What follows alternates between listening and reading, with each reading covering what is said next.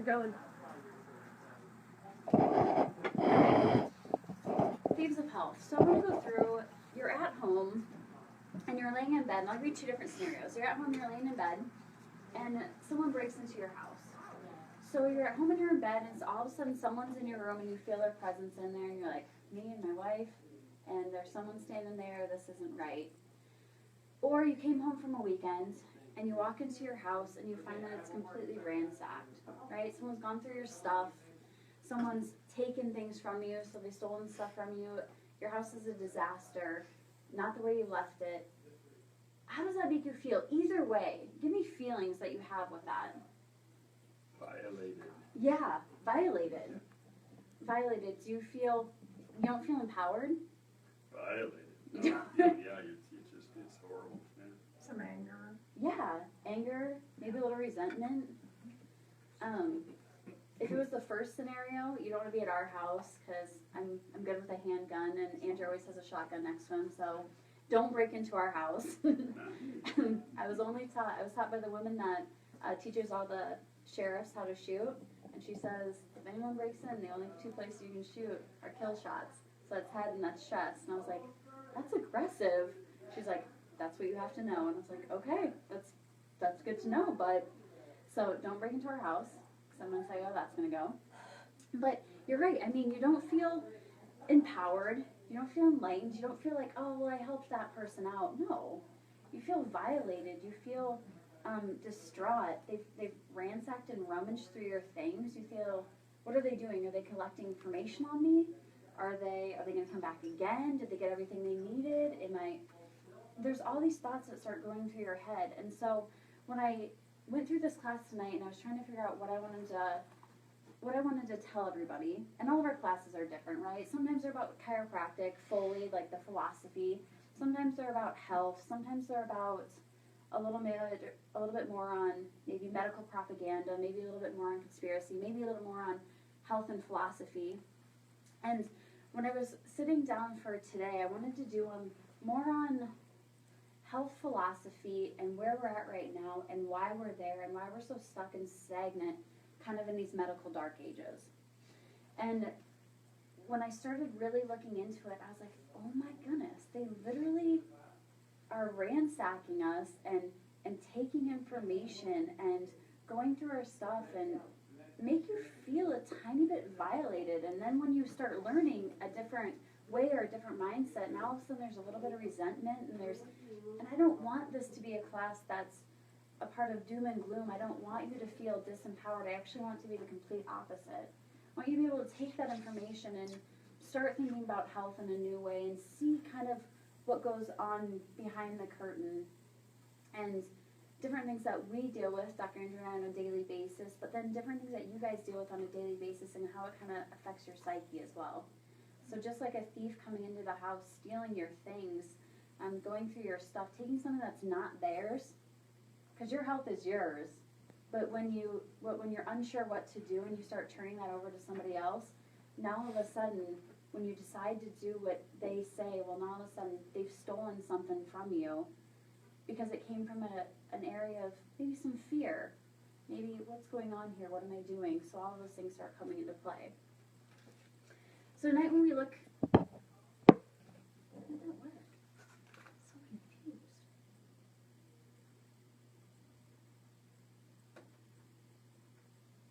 Whoa, that's weird.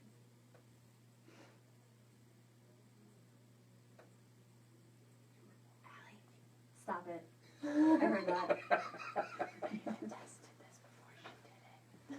There you go. Go. Oh, it's changing on here, but it won't change it with here. Okay, I see what's going on. I'll work on it. You can keep going. So there's going to be different things that we're going to go through tonight. I want to talk about the modern medical paradigm and where they're working from, because by all means, a doctor's not bad, medicine's not bad, but sometimes that paradigm we're working out of is a little bit broken. I want to talk about how we've kind of created this disease industry in our lifetime right now. A medical fraternity, government regulators, the Food and Drug Administration, drug companies, supporting players, and then what we realistically can do and what can be done about it.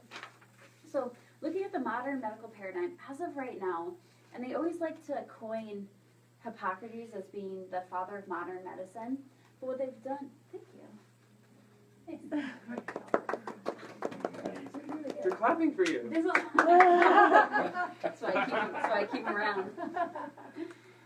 As of right now, the human body is no longer viewed as this entire entity working as a full system. One thing's affecting another thing's affecting another thing. What's happening is we're viewing it as individual parts, right? You have kidney disease. You have heart disease. You have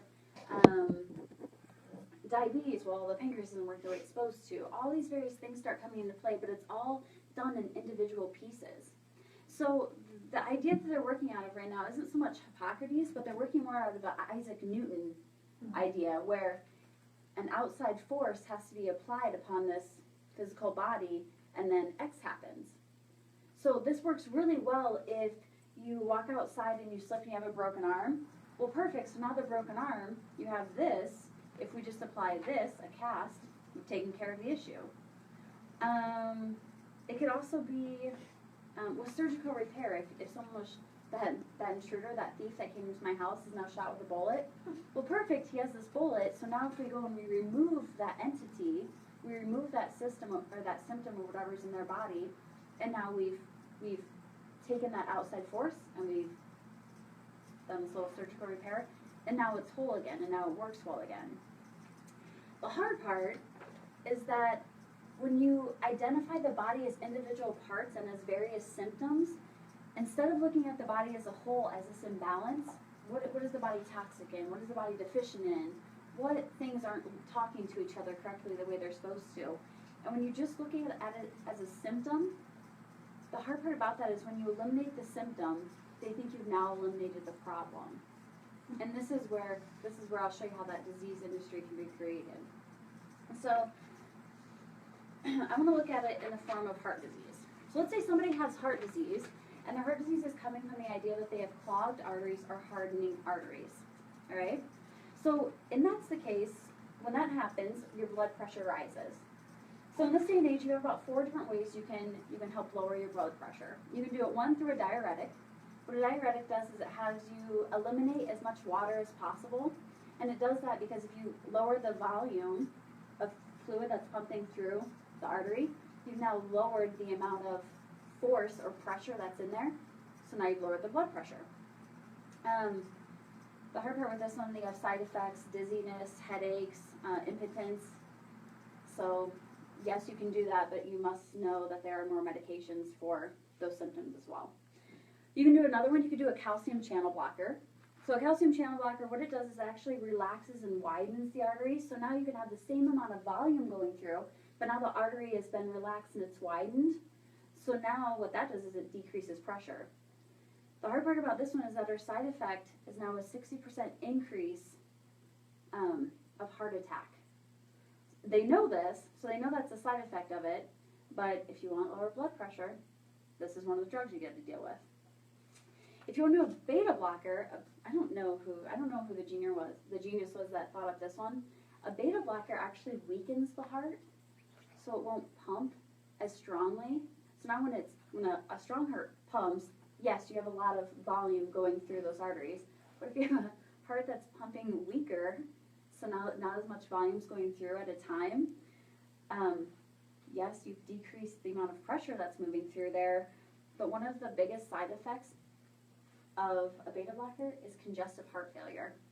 So how this is okay, I don't know. And then one of the last ones, the beta blocker too, is the really crazy part for me is anybody that's had a heart attack, they almost always put you on a beta blocker, which is so confusing to me. If someone's already had a heart attack, you already know this is happening, putting them on a beta blocker, you're increasing the chance of having a heart. I don't really understand that. I don't understand that rationale behind it, and I really 100% haven't got my mind around that yet.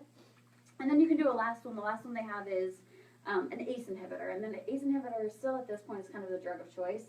It works similar to the calcium channel blocker where it will kind of widen and open those arteries, but now they have less minor side effects. So the side effects that are minor for this one, you can look forward to kidney impairment, upper respiratory problems, headache, dizziness, and then congenital anomalies as well. So if you're a pregnant woman that's taking these things, well, now you can look forward to a child that perhaps has deformities, or has issues in some sort.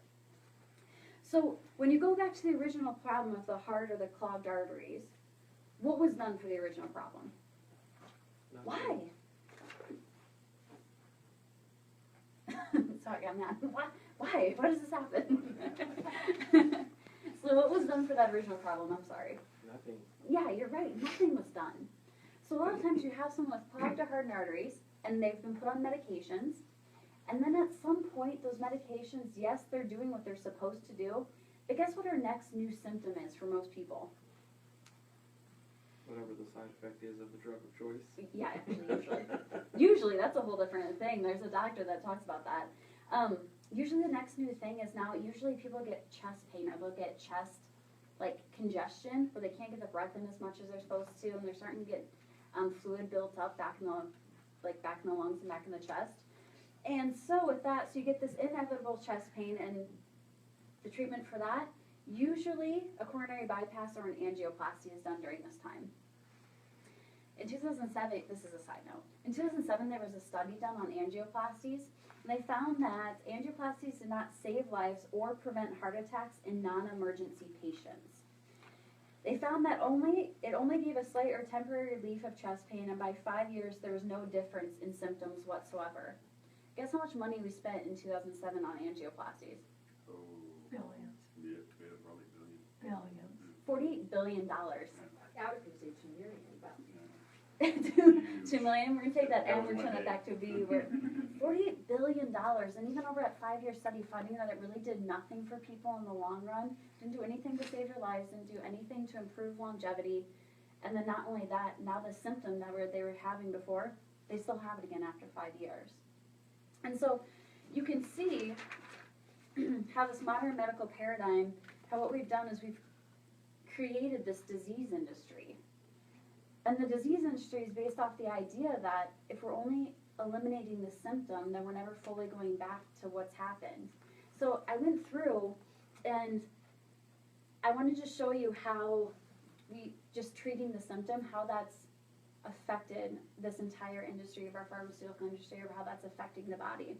So in 92, so the average, by 2010, the average number of prescriptions that a senior citizen takes, and these are done for senior citizens, that a senior citizen takes if they're at home, in their home, is 5 or more prescriptions. So this is over a year, how many are being filled during the year. If they're in a nursing home, in 2010, they found out that they were taking 7 or more prescriptions, and this is per day. So you can see when you start going through that number, that 19.6 up to that 28, up to that 38.5, and by the time you get to here, from 92 to 2010, you're looking at 96% increase in the number of prescriptions that are being given to people. This is probably the most disturbing part, is that 1 to 2 of those prescriptions are really only there to treat the first issue. I was reading through, and the doctor's name was Dr. Aubrey Knight, and he was at a scientific assembly, and he was giving a presentation, and he said, given what we know about polypharmacy is taking multiple drugs at one time, given what we know about polypharmacy, any symptom an allergy patient has should be considered a side effect until proven otherwise. Not until, well, let's see how we can treat this symptom, no, he's saying if there's someone on more than one thing and they're having a side effect, there's a good chance it's coming from the drugs that they're taking. Do you think if you're having a side effect from the drugs you're taking, you should continue taking more drugs to cover that symptom up? Well, no, not rationally. Of course not. He went on to say a medication is a poison. A medication is a poison with a desirable side effect. And so, with that being said, it does make sense. It is a poison, right? No one's ever actually gotten healthier by taking a medication, have they? Has anyone ever gotten healthier, actual healthier, not function a little better, not feel better from a surgery? Not really, not realistically when you start looking at the long run and what it's doing to people. And he went on and he says that exact same thing. So why is this happening? One part of it's a medical fraternity. I'm not going to say that this is a huge part of it, because I think medicine and doctors, when you go into it, they're not bad people, and in no way are they bad people, but the overseeing of what's going on has been kind of tweaked and manipulated over a period of time. The AMA, the American Medical Association, was established in the very beginning in Germany, in the United States, and it was actually there to combat homeopathy, because homeopathy was becoming so big. They're like, this can't happen. This cannot happen. These people, 100 years ago. yeah, it was over 100 years ago. These people cannot continue doing this. It's getting too out of control. And so it was established in order to help kind of squash that one profession. The AMA is guilty of conspiracy to restrain competition in regard to chiropractic care. This one's been going on since the 80s, and then finally in 2004, the chiropractic profession was one of the only professions to win a Supreme Court case against the AMA in conspiracy committed against us to help squash our profession. There's a doctor that came out, and he basically had came out with all these documents like, this is what we've been doing over the last 20 years to help devalue what they've been doing. So when you start looking at that, you're like, what? That's so messed up. That's so wrong. But then it goes even deeper. The AMA now calls for the pre-market approval by the FDA for all dietary supplements. So now something that you could take, a dietary supplement, whether it be a multivitamin or a fish oil or any of this, things that cost literally pennies a day to help improve health exponentially, the AMA now wants to begin taking those over, and they want them to be regulated. This would be, the supplement industry is a huge industry, billion-dollar industry. If the AMA begins and the FDA begins to regulate those together, and I'm going to get how this happens easily, why they are kind of in cahoots with each other, but if that was to happen, you would now have to go to a doctor to start getting a prescription for a supplement, for supplementation. It's insane. It's so crazy. Okay. Who's fighting that? I don't know. Supplement industry will lobby against it and put a lot of money into it. They will put a lot of money into it, but it's really hard when you start It's a looking at. big power. The only thing It's a that big I powerhouse, can think big of deal. is to reach more and more people in today's world is through social media. And it might have to It may be have through. to be a different grassroots kind of thing Yeah. than what we normally think of. And I'll show you something that's already happened, because they changed, in '98, Clinton changed organic and what that meant and all the things that could be organic. And slowly we've been coming back out of that law that he had passed. And so I'll show you, I mean, it's not undoable. We've already been doing things left and right to help do that. So I mean, by all means, we have the power, once you know about it. Once you know about it, you have the power and you have the voice. So why the system doesn't change, or why they're stuck, I like to call it the medical dark ages, because that's what I feel like we're in right now. So why that happens, lack of information. And it's not that doctors have a lack of information, but you get so bogged down in your practice. And if you don't set time to sit down and study and read research and look at articles, guess where most of your information comes from? If you're a doctor and you prescribe medication, most of your information is going to come from Drug companies. from a pharmaceutical rep. Yeah. So all the newest drug comes out, and hey, this is the newest drug, and who comes in to teach you about it? This beautiful 20-year-old girl that sat through a class on all the things to say during how to sell this to a doctor, and now that's where they're getting most of their information from. The wrong paradigm.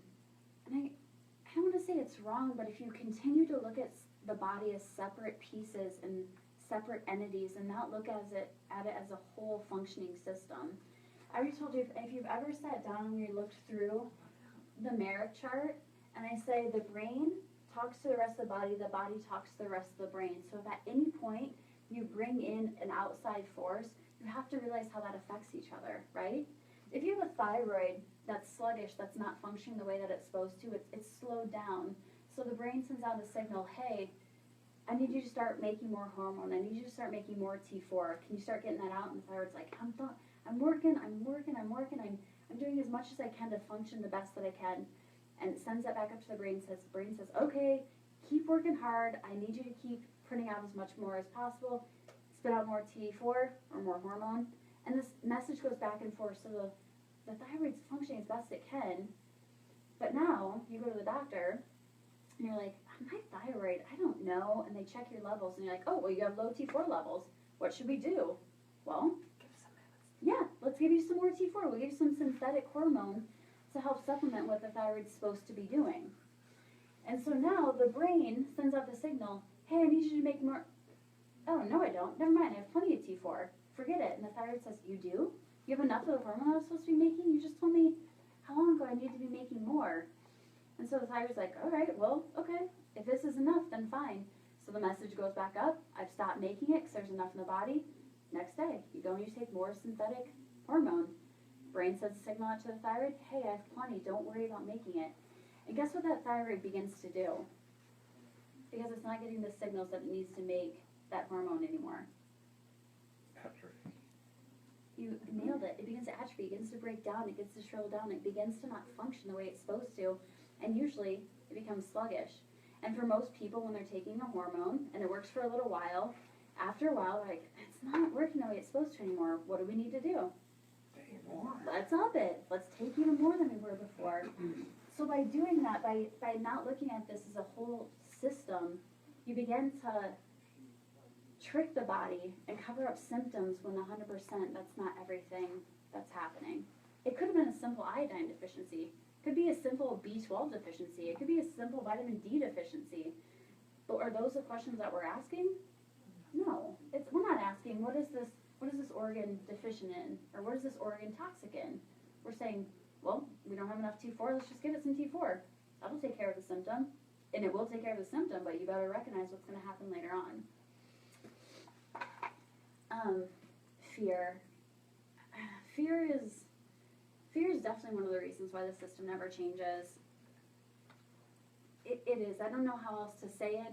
People are saying, I mean, look at a flu shot. Look at, in 1986, Ronald Reagan passed a law that said no pharmaceutical company will be held responsible if there's a vaccine injury. So now you have something like that, because during that time, the vaccine industry or the pharmaceutical industry was getting sued one after the other, after the other, after the other for all these injuries. And the pharmaceutical company's like, I don't think we should make this anymore. I think we're done. And they started backing off on the polio vaccine. They're like, you know what? I don't think we're going to make this anymore. And Reagan steps in. He's like, hey, listen, we need this. There was so much fear based around what was going on. He was like, we need this. Anything happens, no worries. We'll take care of the bill. We'll front the bill. And from that, now all of a sudden somebody has a free pass. But was it based out of logic? Was it based out of scientific research? No, absolutely not. It was based out of someone who's like, oh my gosh, what are we doing here? And it was based out of fear. And now an industry has a free pass in one of those realms. And it's gotten even worse over the last few years. But good. Self-validation, I'm not going to go into that. Sometimes it's just this, we know better than you. I know how to take care of you better than you know how to take care of you. And sometimes that's a part of it.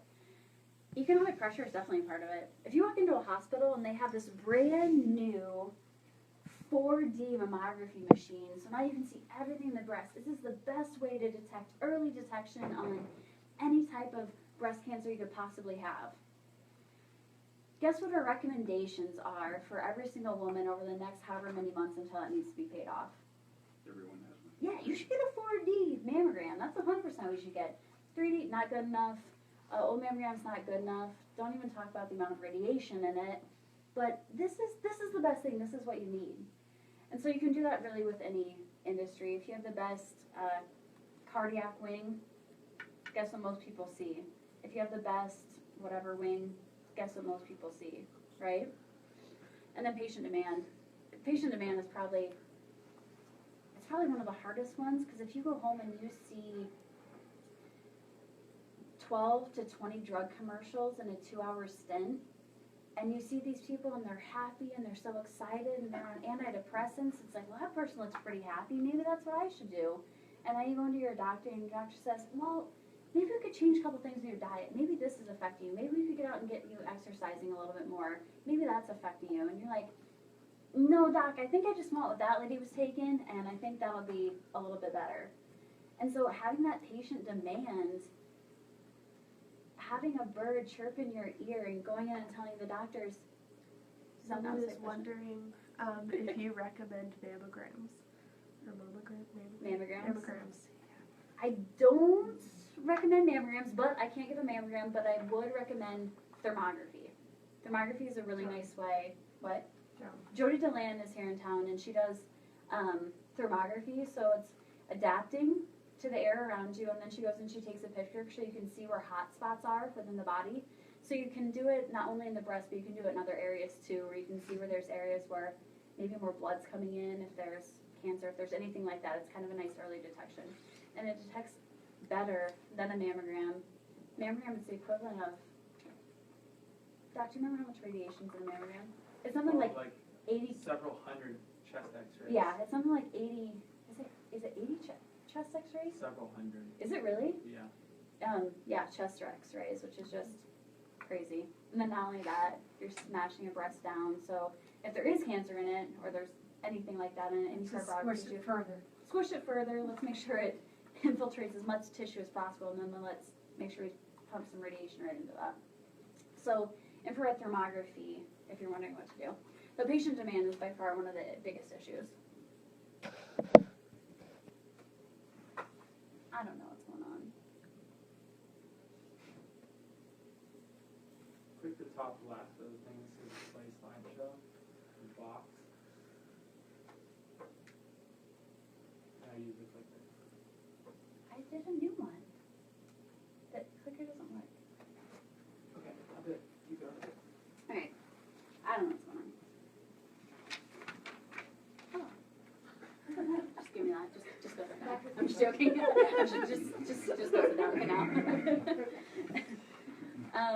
One of the last two things I want to go through, government regulation, Food and Drug Administration, they're definitely a part of it. In 2006, the Washington Post wrote an article, and they researched the FDA over a 5-year period, and they found out that the Food and Drug Administration does not guarantee safety. So they went through and they were checking out the FDA warning letters and how much they had decreased. So the FDA will send a warning letter either to a pharmaceutical company about a drug or about a device or anything that's being sold to the medical community. And they found that between 2000 and 2005, it had decreased 54%. And not because they found that things are being made safer right out of the gate. They just found that they just found out that they're like, well, I don't know if the FDA, I don't know if people lost jobs. I don't know what was going on, but Washington Post was doing this, and they're like, I don't know, but within those 5 years, they stopped doing this by 54%, or it decreased. They found that seizure of mislabeled or defective dangerous products dipped to 44%. So anything that was defective, they just kind of stopped making people, Stop making people aware, but then the same thing, they stopped, my brain. Thank you. Yeah. Making people accountable or charging fines to certain companies. And then same thing, reinforced action, so taking legal grounds, dropped 65% in that 5-year period, despite a wave of problems. And they found that in implantable defibrillators and in pacemakers. So during that year, they were having incredible issues with those two items. So things that help people's hearts pump and stay regulated, found severe issues with both of those, and during that time, just saw a 65 decrease in enforcement of actually legal action between them. And then the last one is FDA and the conflicts of interest. So there's a severe swinging door, multiple people, and it's been all across the board.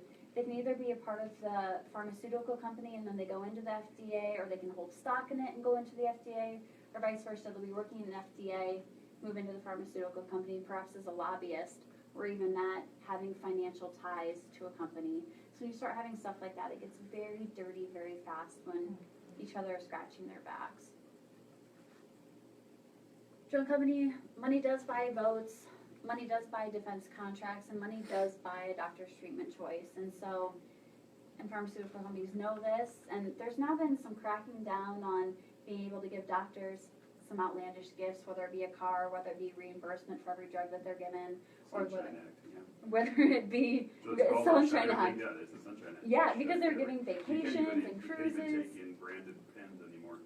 Or lunches anymore, which I do still do You that. still do lunches. They still do lunch. You still can do lunch, but it has to be under like It's a not certain. Subway, trust me. It's not Subway. I've been to a couple. It's not Subway. No. No place you'd leave it to. This is the other part too, and I think this is coming also from why the system doesn't change a lot. And when I was talking about fear, how many people who are terminally ill question the cost of drug prescribed by their doctors, especially when it's paid for by an insurance company? If you're looking at an insurance company, it's like, well, they're going to pay this huge percentage of it, even though it costs that much. Well, it's not that bad of a deal. The hard part is it is that bad of a deal because there's more bankruptcy due to medical treatment than any other bankruptcy during this time. But that is something that has to be looked at and why the system isn't changing. And then drug companies now spend on average twice as much on advertisement than they do on research. The hard part about research is about every single medical school is funded by a pharmaceutical company. And that started a long It did start a long time ago, and even how they grade schools was based off of how many drugs are being prescribed. So when they were starting to do studies about which are the best schools, it was actually based on how many pharmaceuticals they were prescribing or surgeries they were prescribing. So even that's a little skewed. Supporting player, the insurance industry is 100% one of the supporting players. Fear of open-ended treatment, and this is one reason, I mean, even chiropractic care for a long time, the pharmaceutical, or the insurance company would rather pay for one huge, large, closed-ended treatment than paying for anything that's multiple-ended. So, a back surgery, well, I'd rather pay one back surgery than have to go to the chiropractor 20 times. A back surgery, which costs hundreds of thousands of dollars, has an 80% failure rate compared to chiropractic adjustment, maybe $50 to $60 an adjustment, maybe 20 of them, 95% satisfactory rate. I don't understand where that comes from, but it's this idea of having anything open-ended, they can't handle it. There's been multiple studies with Medicare patients that are seen at one time a week for maintenance care, so now they're just making sure they're just maintaining things from here on out. Costs the Medicare system 33% in Medicare dollars. I've done the math before. Guess what that comes out to be in 1 year? billions. It's billions again. It's $232 billion. So just that idea of having something open-ended, they're like, I can't handle it. It's too much. But when you look at it in the long run, it's like that is one of the foolish things you could possibly do if you could save the industry $232 billion. Processed food, 100% these are supporting players. The FDA, the USDA, the Food and Drug Administration, they're all in cohorts together. Refined carbs, massive amounts of sugar, caffeine, everything is in here. Animal growth hormones, it's a part of it. Feeds the pharmaceutical. Yeah, it does feed the pharmaceutical. So there's the reason why it's called the petrochemical from the cartel. And then the U.S. Department of Agriculture, so organic. So in 98, this is what I was telling you guys about. In 98, President Clinton changed what organic could mean. So he let organic mean, it could be genetically modified during that time. It could be injected with antibiotics, and it can be grown in sewage sludge as a fertilizer. So even as grassroots have kind of come around over these last 2 years and what we want to see in organic food, it's already changed. People have already demanded that they want chicken with antibiotics. People are already demanding that they don't want to eat genetically modified food anymore. And so all the stuff that we've been talking about, it's not undoable, it's not unchangeable, because we've already been doing it since 98. We've already been doing a bill that was passed in order for more people to get in the door for what's organic. So we can do it. And I said, what can we do?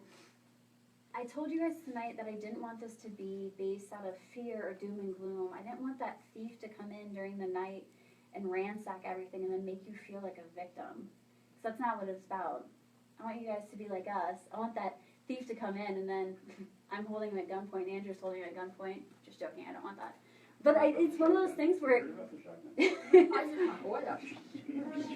It's one of those things where I don't want you to feel like a victim. I want you to feel empowered. If someone's coming in my house, well, you better recognize that you have a fight. And it's going to come I'm going to fight for your health, and I'm going to fight for your health, and I'm going to fight for your health, and I'm going to fight for your health. And it's not It's not any different in this realm, whether it's in my home or whether it's in my office.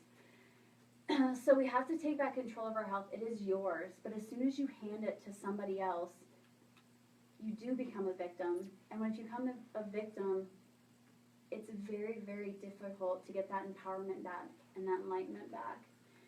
No symptom does not equal health. We all know this, right? We've all realized this over a period of time. Whether you've had a scan done where you can see where you're sitting and whether how easy it is for that body to change, what your reserve looks like, all these different things, whether you feel fine or you don't, it's how you function, it's how you heal, and not necessarily only based on how you feel. I had to just put this in there. Cancer treatment outside of the realm of just cutting and poisoning and burning people, but really teaching people how to eat food, how to detox, how to exercise, how to take care of their nervous system. All things that can help, because we all have cancer in our body. Everyone knows that, right? Okay, good. That's not a shocker. But then, all right, good.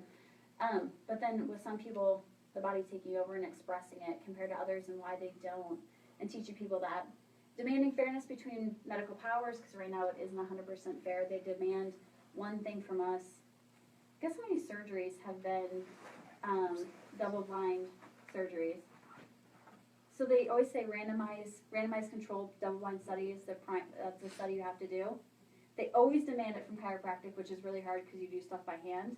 Guess how many surgeries have been randomized control study double-blind? Oh, not very many. I think they found 2. Yeah. One of them's a knee surgery, and this is the worst part. In the knee surgery, the one that just had like an incision, like a little incision where it looks like they went in, they actually had better results than the people that actually had the surgery done. So no one really likes that study, but so when you start looking at that, you can't say that one is fair and one's not fair. You can't say that we demand this from you, but we're not going to do that. Controlling pharmaceutical drugs, they can't just have this free reign anymore. It's not okay to be marketing to you and then thinking that's the world that we live in. Not all right. And then we need the agency outside of the AMA and the FDA to regulate alternative healthcare. Or if those are the only ones we're going to have, then this idea of having that swinging door, being a lobbyist, being the head of one, being the head of the other, and then having that continually move. I think there's one guy that's been in all 3, a president of a pharmaceutical company, he's controlled the FDA, and he's controlled, and he's been, part of the, not the AMA, but he's been a lobbyist as well. And I think he's been through the door like twice on every single one of them. Like, this is so inappropriate and so wrong, it's not even alright. By doing class and by being here, this is what we're trying to do. We're just trying to change the face of healthcare. And not sickness care, not crisis care, but realistically healthcare and how people view health for themselves and their community.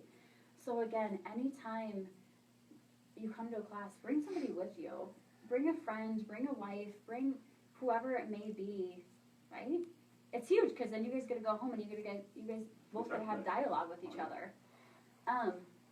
Same thing, have someone checked for subluxations, have someone see how their nervous system's functioning, have someone take the stress test that we have, which is easily done. These are all things to see how the body functions and not just basing your health on how you look and how you feel, but realistically how you function and how you heal. So have a great evening. Hopefully no thieves running through the night for any of you. Don't crash. Don't crash, drive safe.